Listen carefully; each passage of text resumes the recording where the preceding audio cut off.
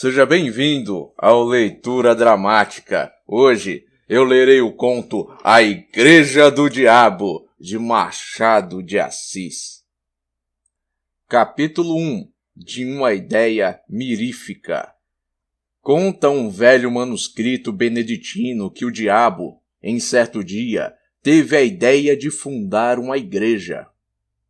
Embora os seus lucros fossem contínuos e grandes, sentia-se humilhado com o papel avulso que exercia desde séculos, sem organização, sem regras, sem cânones, sem ritual, sem nada.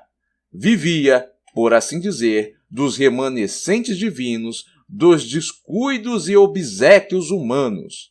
Nada fixo, nada regular, porque não teria ele a sua igreja. Uma igreja do diabo era o meio mais eficaz de combater as outras religiões e destruí-las de uma vez. Vá, pois, uma igreja, concluiu ele. Escritura contra escritura, breviário contra breviário. Terei a minha missa, com vinho e pão à farta, as minhas prédicas, bulas, novenas e todo o demais aparelho eclesiástico. O meu credo será o núcleo universal dos espíritos. A minha igreja é uma tenda de Abraão. E depois, enquanto as outras religiões se combatem e se dividem, a minha igreja será única. Não acharei diante de mim nem Maomé, nem Lutero. Há muitos modos de afirmar. Há só um de negar tudo. Dizendo isto, o diabo sacudiu a cabeça e estendeu os braços, com um gesto magnífico e varonil. Em seguida, lembrou-se de ir ter com Deus para comunicar-lhe a ideia e desafiá-lo. Levantou os olhos, acesos de ódio, ásperos de vingança, e disse consigo: "Vamos, é tempo!" E rápido, batendo as asas, com tal estrondo que abalou todas as províncias do abismo, arrancou da sombra para o infinito azul. Capítulo 2. Entre Deus e o Diabo. Deus recolhia um ancião quando o diabo chegou ao céu. Os serafins que engrinaldavam o recém-chegado detiveram-no logo, e o diabo deixou-se estar à entrada com os olhos no Senhor. "Que me queres tu?" perguntou este. "Não venho pelo vosso servo Fausto." Respondeu o diabo rindo, "mas por todos os Faustos do século e dos séculos." "Explica-te." "Senhor, a explicação é fácil, mas permiti que vos diga.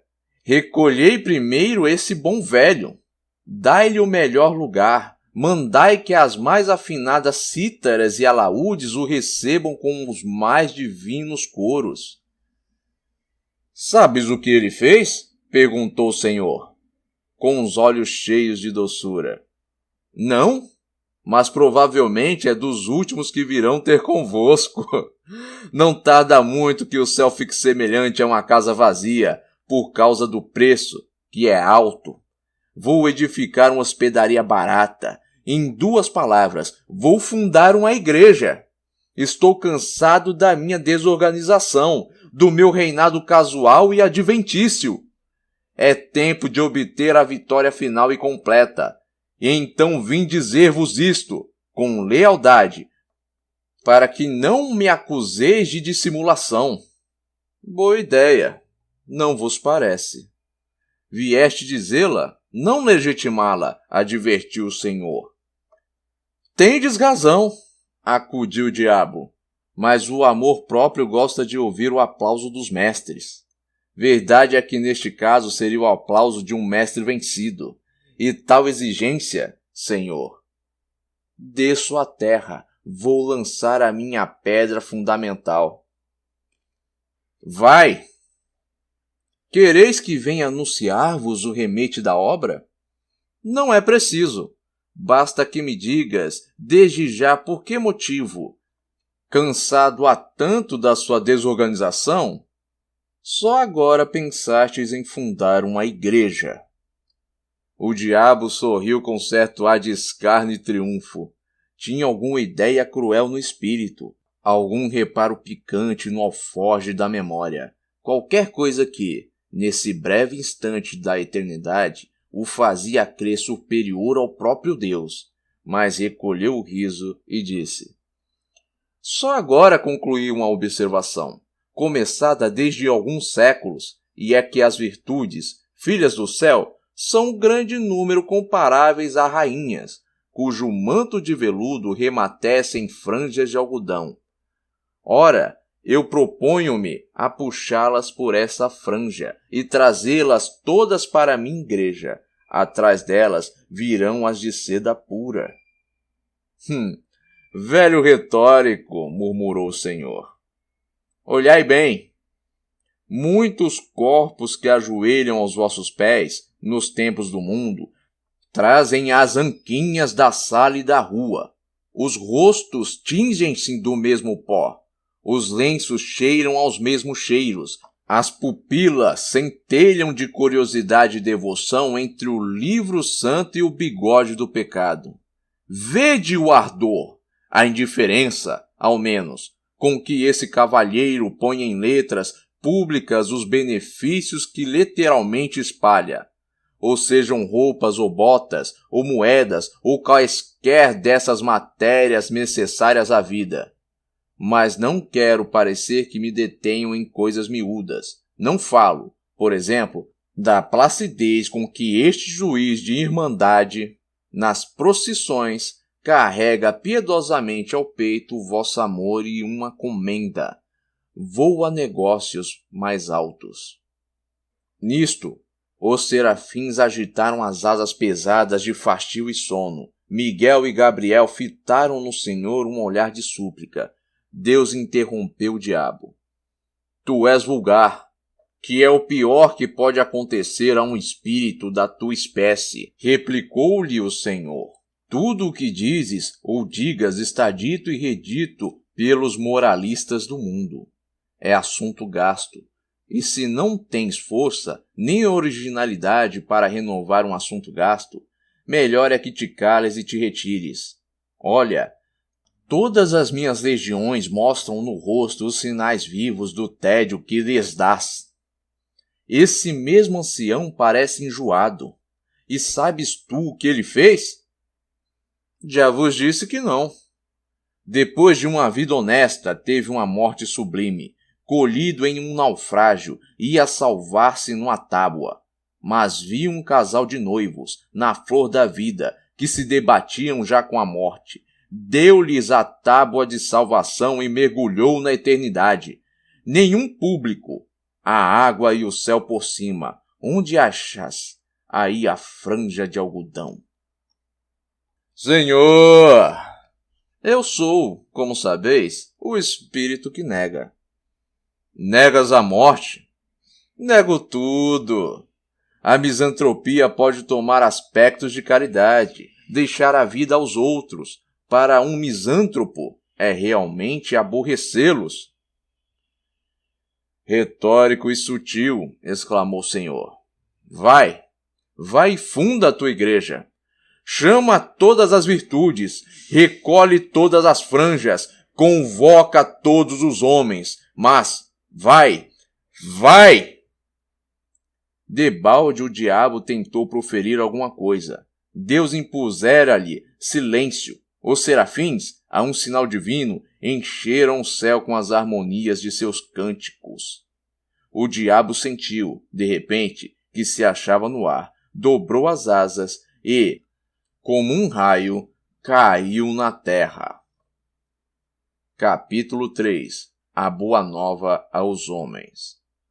Uma vez na terra, o diabo não perdeu um minuto. Deu-se pressa em enfiar a cógula beneditina. Como hábito de boa fama, entrou a espalhar uma doutrina nova e extraordinária, com uma voz que reboava nas entranhas do século.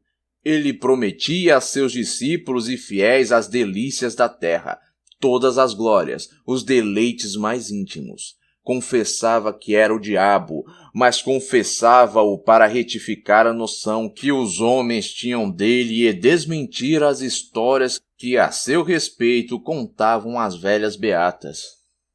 Sim, sou o diabo, repetia ele. Não o diabo das noites sulfúreas, dos contos soníferos, terror das crianças, mas o diabo verdadeiro e único, o próprio gênio da natureza, a que se deu aquele nome para arredá-lo do coração dos homens. Vede-me, gentil airoso!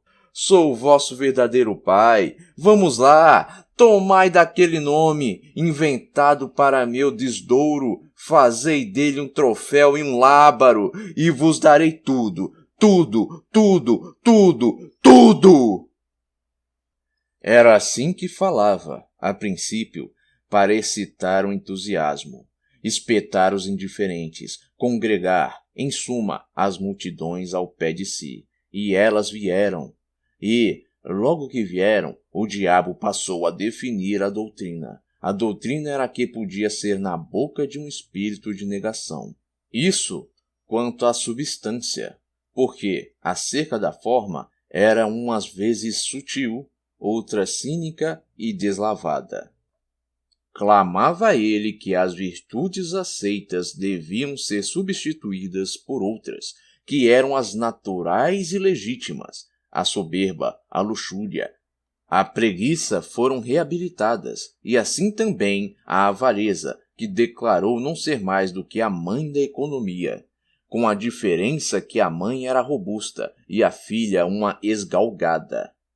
A ira tinha a melhor defesa na existência de Homero. Sem o furor de Aquiles não haveria a Ilíada. Musa, canta a cólera de Aquiles, filho de Peleu.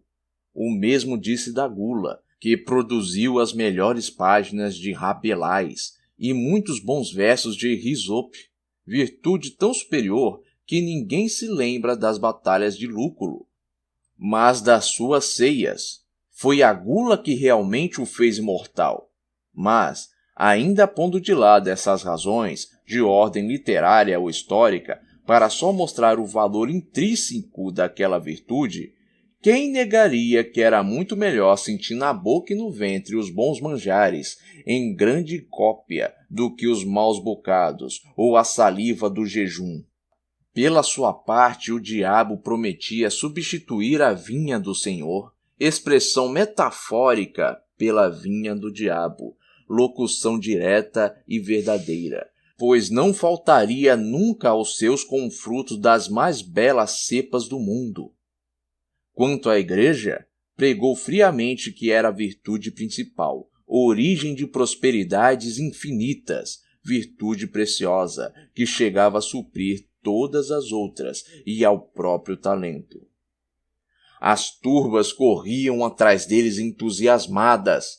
O diabo incutia-lhes, a grandes golpes de eloquência, toda a nova ordem de coisas, trocando a noção delas, fazendo amar as perversas e detestar as sãs. Nada mais curioso, por exemplo, do que a definição que ele dava da fraude. Chamava-lhe o braço esquerdo do homem. O braço direito era a força, e concluía: muitos homens são canhotos, eis tudo. Ora, ele não exigia que todos fossem canhotos, mas era exclusivista. Que uns fossem canhotos, outros destros, aceitava a todos, menos os que não fossem nada. A demonstração, porém, mais rigorosa e profunda, foi a da venalidade. Um casuísta do tempo chegou a confessar que era um monumento de lógica. A venalidade, disse o diabo, era o exercício de direito superior a todos os direitos. Se tu podes vender a tua casa, o teu boi, o teu sapato, o teu chapéu, coisas que são tuas por uma razão jurídica e legal, mas que, em todo caso, estão fora de ti, como é que não podes vender a tua opinião, o teu voto, a tua palavra, a tua fé, coisas que são mais do que tuas? Porque são a tua própria consciência. Isto é tudo. Tu mesmo. Negá-lo é cair no obscuro e no contraditório, pois não há mulheres que vendem os cabelos? Não pode um homem vender uma parte do seu sangue para transfundi-lo a outro homem anêmico? E o sangue e os cabelos, partes físicas, terão um privilégio que se nega ao caráter? À porção moral do homem? Demonstrando assim o princípio, o diabo não se demorou em expor as vantagens de ordem temporal ou pecuniária. Depois, mostrou ainda que, à vista do preconceito social, conviria dissimular o exercício de um direito tão legítimo, o que era exercer ao mesmo tempo a venalidade e a hipocrisia, isto é, merecer duplicadamente. E descia e subia, examinava tudo, retificava tudo. Está claro que combateu o perdão das injúrias e outras máximas de brandura e cordialidade.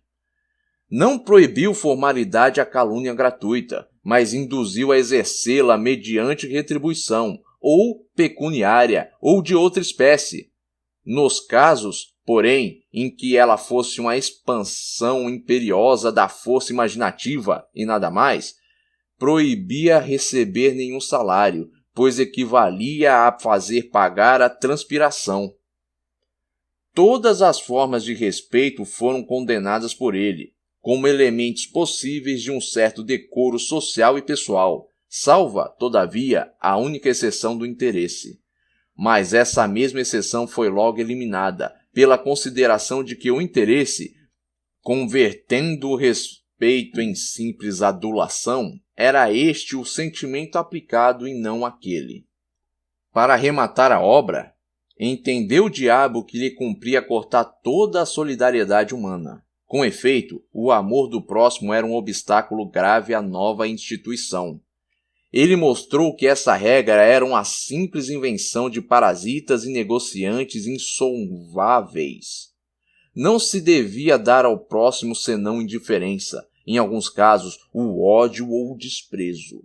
Chegou mesmo a demonstração de que a noção de próximo era errada, e citava esta frase de um padre de Nápoles, aquele fino e letrado Galiani, que escrevia a uma das marquesas do antigo regime.